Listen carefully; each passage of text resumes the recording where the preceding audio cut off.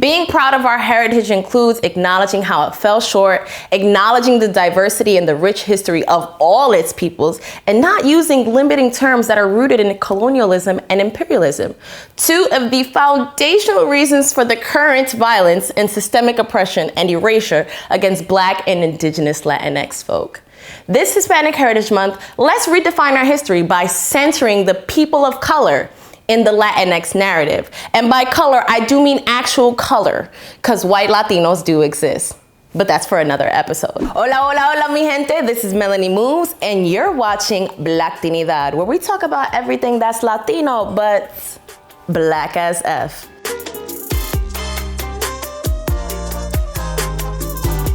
It's Hispanic Heritage Month, and here at LATV, we recognize, because real recognize real, that there might be a very sticky history when it comes to Latinidad and Black heritage. And for many years, pride in Hispanic heritage was not, and is still not, really synonymous with pride in its Black heritage, or its Indigenous heritage for that matter, even though there would be no heritage if it were not for them both.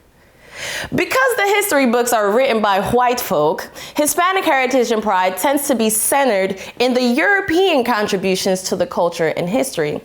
But we all know where the real sazon comes from, and it's not from Goya because they're owned by Spaniards. Many of us Afro-Latinos rather celebrate our heritage in February, where we can unapologetically be Black and proud.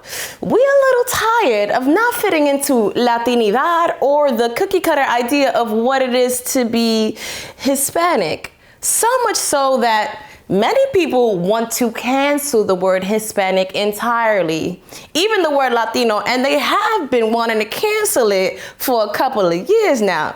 And frankly, I'm with this. Whoa, but hear me out though. This year, LATV wants to redefine our history to create a better future, and we're asking the important question of what are some ways we as Latinos can break cultural barriers? I think recognizing how problematic both terms Latino and Hispanic are is a start.